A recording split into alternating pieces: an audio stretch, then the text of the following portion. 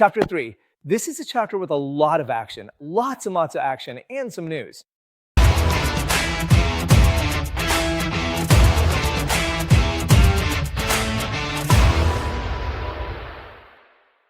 And before we get into the action, I want to show you a Boyle. Blue is a series Land Rover, a 109. We love the series. And here's what we did to it. Besides the full overhaul, we added disc brakes and did some work on the steering.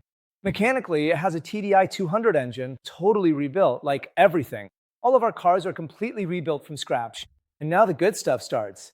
As you know, the DAKAR car had its chassis completely destroyed. We were going to take it to Robin, so let's go to the shop and show you the step-by-step repairs.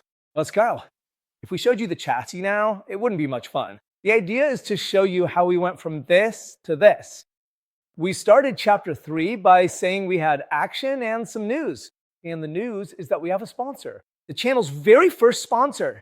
Honestly, I still can't believe it, but we have Cosmo Tires, who, I don't know, they got on board, they met us, got in touch, and said they wanted to help us on this road to Dakar. So I hope that like Cosmo, who's giving us such a big hand, there'll be other sponsors who get on board and step up. So yeah, now it's time to get into the action. Let's take advantage of MOROCCO. Wait, Big Head, explain. What's Cosmo?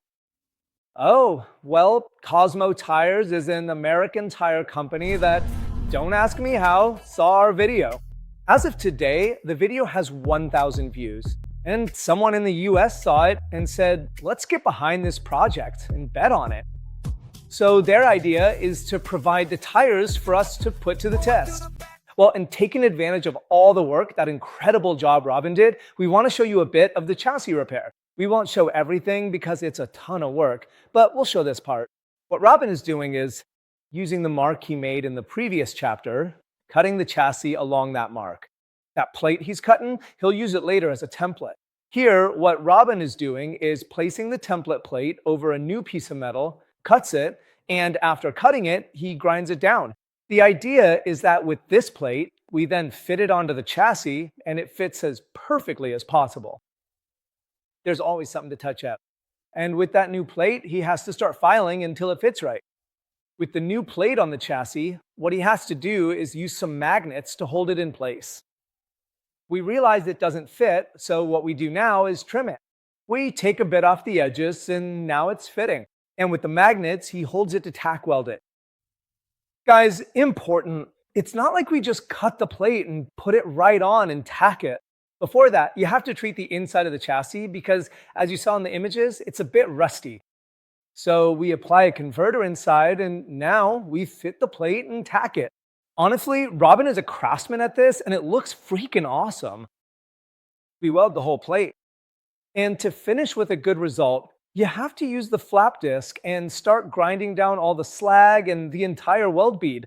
Keep in mind that when we set up the sheet metal, we give it a small bevel so that the weld seam can penetrate. So when we go over it with the flap disc, we still have some of that seam left, which helps to stiffen the structure. So Robin has already finished the entire chassis.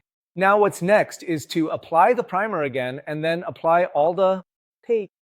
For the paint, as I mentioned before, we use Jotun because it gives us a really great finish. And besides the finish, it's about the product's durability. We really like the two component stuff. I first started using Jotun for marine projects and I love it. So that's why we paint the chassis that way. What's the deal? Robin suggested we do something a little more fun. So besides painting it all with this polyurethane, which looks really cool, we added an effect with some little gold droplets. We're not telling you the technique because it's Robin's grandma's secret, but we're going to show you how it looks right here. And honestly, it looks spectacular. We really like it. It's not something we usually do, but since this is the DAKAR car, we want to do something different to make it stand out. And now, since we've already shown the chassis, let's show Rakito at work. Every now and then, it's his turn. So we got Rakito to start taking apart the differential. It's something he's pretty used to doing. The idea is to disassemble him so we can perform the service. The service includes replacing all the bearings and seals with brand new ones, and then adjusting the differential. Tomorrow, we'll see if we switch to a shorter gear ratio or just leave it as is.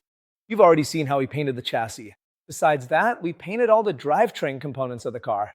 Why? So that when the bushings and everything else arrive, we can start assembly.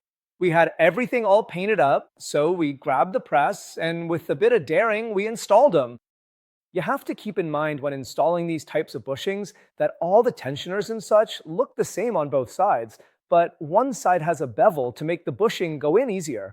Otherwise, you'll end up like I have many times, struggling for a while before realizing it needs to go in from the other side. So just like we took apart the differentials, we had to disassemble the gearbox. That way we could see all the service it needed, which turned out to be everything, but oh well. So we started by cleaning it. Honestly, the best thing to do, since these cars are so filthy, is to clean the outside a bit and then put it in the degreaser.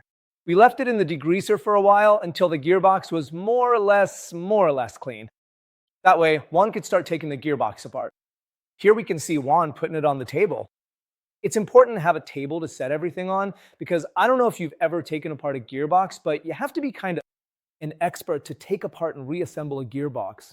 So Juancito gets the table ready and starts disassembling the whole gearbox. When it came time to remove the input shaft, there was a bushing on the end that was a real pain to get out. And Juancito, what he did was weld it so that he could heat it up and pull it out. Once everything was disassembled, we ordered the replacement parts and moved on to the next step, which is we don't have one.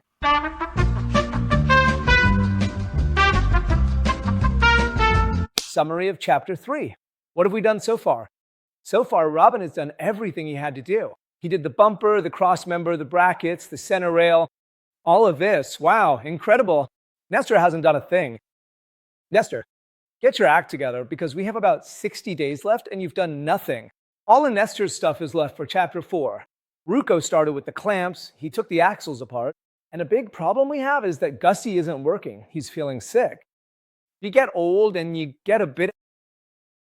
The man is beat out. So we're a bit behind with all the painting and everything, but, well, we know that. One way or another, we're gonna finish it. So Rucco is halfway through, Gusty did nothing, and Nestor, I don't know what he's doing, but he needs to get moving. Well, and now we've reached the end of the chapter. It's raining hard. I don't know if you can hear it on camera. Can you hear it or not? Maybe so. We'll see. It's raining a lot. It's really loud here inside the shop. But anyway, a grand farewell. What do we want to ask of you? First, if you're just hanging out at home and want to come give us a hand, it would be great. The truth is we have very little time. Let's see how we manage this. Second, what I told you last time, guys, subscribe, hit like, the trash bag, whatever. If you want to support Kumail, how he supports us, give him a hand to see if we can make a few more bucks. And that's it. See you next time.